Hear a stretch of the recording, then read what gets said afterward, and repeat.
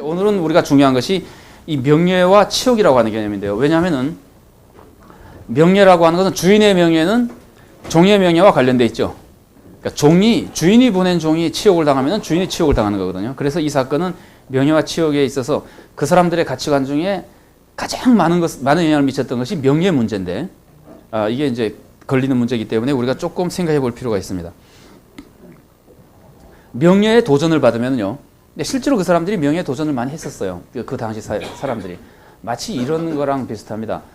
우리가 서부 영화 보면은 뭐 제일 총을 잘 쏘고 하는 사람 있다, 총잡이가 있다 그러면은 계속해서 도전하는 사람들이 나타나죠. 그래서 또 맞아 죽고 그러고 어쩌다가 이제 이기면은 이 사람이 최고라는 명예를 얻는 거 아닙니까? 그래서 도전하는 거하고 비슷하게 이 말싸움으로 명예를 도전하는 사람들도 많고 그런 사람들이 참 많아요. 아니면은 뭐 다른 어떤 것으로라도 기술이나 아니면 지식이나 그래가지고 도전을 자고, 예수님께 사람들이 와서 질문하는 것 중에 시험하여 물어보는 거 있죠, 그죠? 그거는 책 잡으려고 하는 경우도 있고 자기가 한번 예수님을 눌러가지고 명예를 얻으려고 하는 명예의 도전적인 의미도 있습니다. 그런데 이 주인이 지금 그러니까 그 당시 사람들이 명예가 도전을 받으면은 반드시 응답을 해야 됩니다.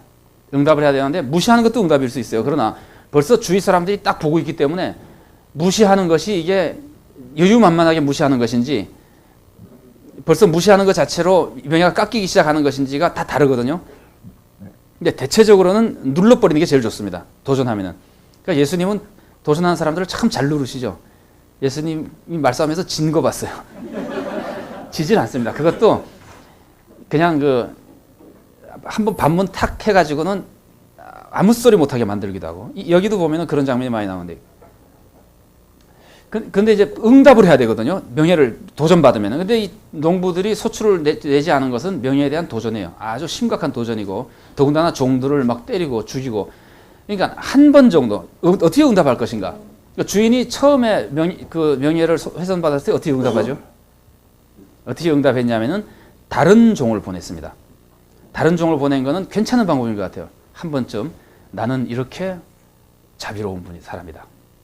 여유만만한 자비도 보여주고, 그 다음 종이 갔을 때 그 사람들이 회개하고 내면은 명예가 회복되는 거 아닙니까? 그 잘못한 걸 뭐 용서를 빌고. 그러니까 한 번쯤 보내는 거는 괜찮은 것 같아요. 근데 더 모욕을 당하고 오잖아요. 그래서 계속 이렇게 모욕을 당하는데 주인이 아무런 응답을 하지 않는다고 하는 것은, 이거는 그 당시 사람들의 아이디어로서는 생각할 수 없습니다. 당장 가서 도전을 그냥 막 두들겨 패가지고 제압을 하고, 맞아요. 그러고는 자기가 명예를 회복해야 되는데 안 하고 있는 거예요.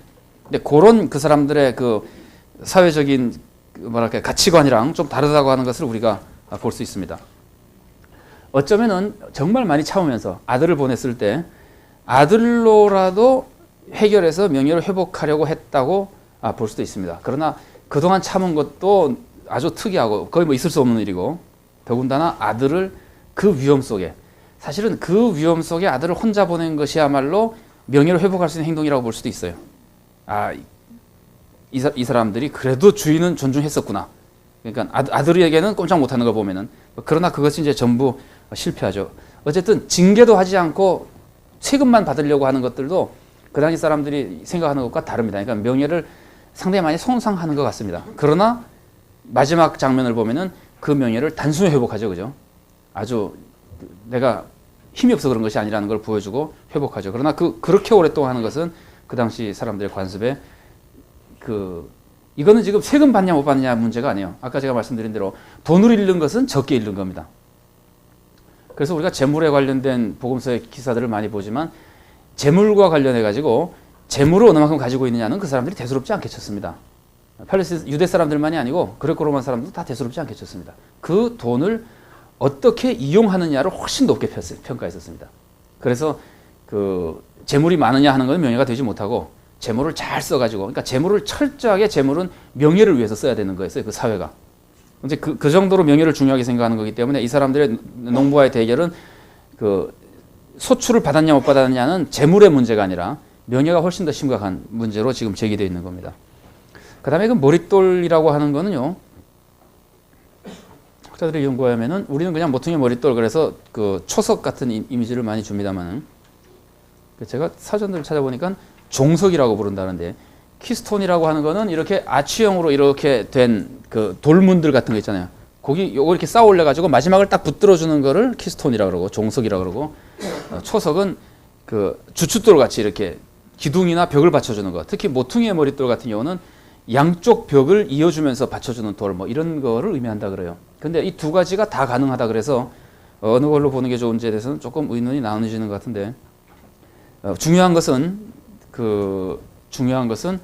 이 버린 돌이 이 두 개가 다 굉장히 중요한 거거든요. 그러니까 아주 중요한 것이 됐다. 물론 그게 중요한 것이고 그 다음에 또 기억해야 될 거는 사도행전 4장 11절이나 베드로전서 2장 7절에 나타나는 것처럼 이것이 그리스도를 상징하는 것이었다. 그거예요. 이 머릿돌이. 그래서 이 사건을 이 비유를 읽을 때 아들이 예수님을 의미한다고 하는 것을 독자는 쉽게 이해할 수 있습니다. 건축자들의 버린 돌 얘기가 나오기 때문에. 그 다음에 건축자들은 보통 율법사들을 의미하는 그 표현으로 많이 사용됐었습니다. 그래서 이 해설 부분을 보면은 이게 무엇을 의미하는 건지 독자들이 쉽게 이해할 수 있도록 형성이 되어 있습니다.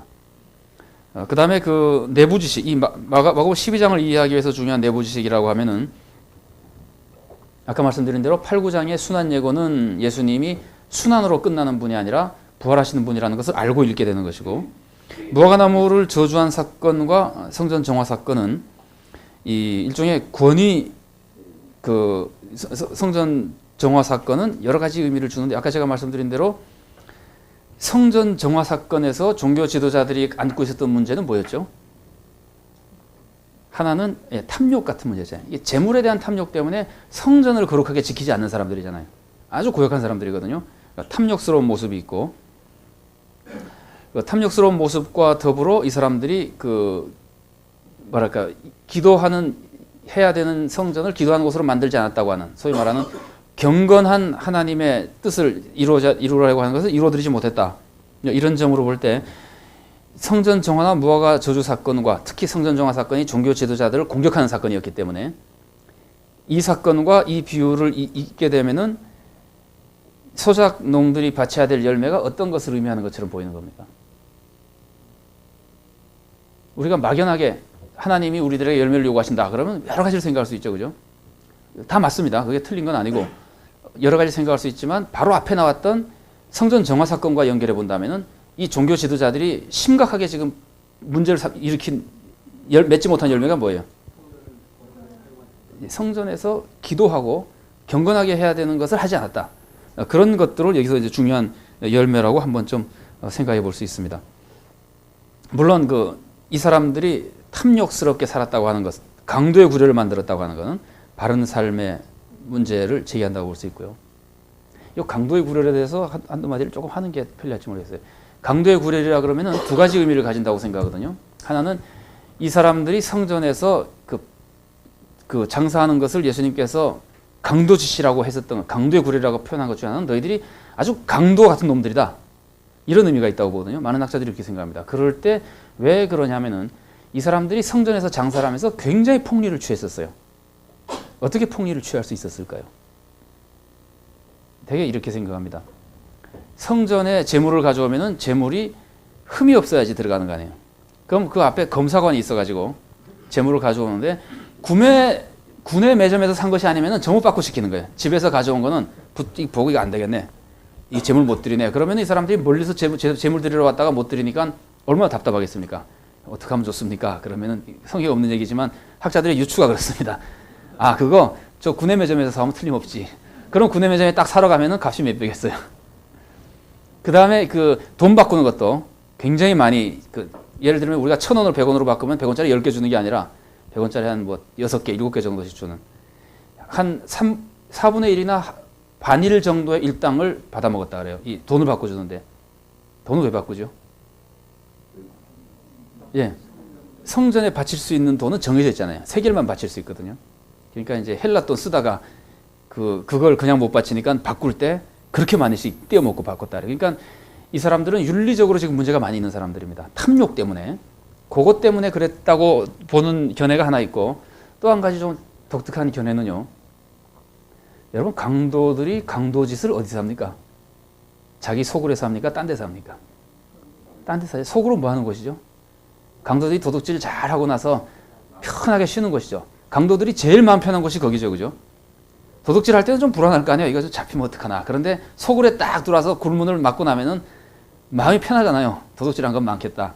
그게 강도의 구렬이라 그랬을 때 실제로 예수님께서 강도의 구렬이라고 요 말을 인용할 때 이게 지금 예레미야서에서 인용됐죠. 요 말을 인용할 때 구약의 문맥을 보면 이런 뜻이 있습니다. 그래서 강도의 구렬의 의미 중에 하나를 이렇게 생각합니다. 이 제사장, 성전, 종교 지도자들이 성전을 어떻게 만들었냐면은 모든 백성들아 무슨 죄를 지어도 괜찮다. 제사만 한 번 드리면 다 용서받고 하나님의 사랑을 듬뿍듬뿍 받을 것이다. 이런 식으로 해가지고 제가 지금 의역하는 겁니다. 이 사람들이 예루살렘 성전을 사람들이 마음대로 강도짓하고 들어와서 편안하게 모든 마음의 평안을 새롭게 얻을 수 있는 곳으로 만들어놨다. 이거예요. 새 힘을 얻어서 도둑질하러 가게 만들어놨다. 예루살렘 성전을. 여러분들 교회 지도자시니까 짐작하실 수 있을 거예요. 그 교회 와서 마음 편해지지 않으면 그 다음날 계속해서 도둑질하기가 좀 불안할 텐데 한 주일에 한 번씩 와가지고는 마음에 새 힘을 얻는 거예요. 도둑질할 수 있는 새 힘을. 강도들이 와서 쉬고 가는 것처럼. 그게 사실은 잘못된 종교의 아주 대표적인 모습 중에 하나거든요. 그러면은 이 성전 지도자들은 자기네들뿐만이 아니라 온 백성을 죄인으로 만들고 있는 겁니다. 그래가지고는 백성을 잘못된 길로 인도하고 있는 겁니다. 이런 이미지가 이 말씀 안에 이 성전 정화 사건 속에 내포되어 있는데 그런 것을 우리가 내부 지식으로서 알고서 이제 본다면은 이 소장 농부들 아니면 종교 지도자들 이스라엘 백성들의 문제에 대해서 생각할 때 조금 더 유익할 수 있습니다.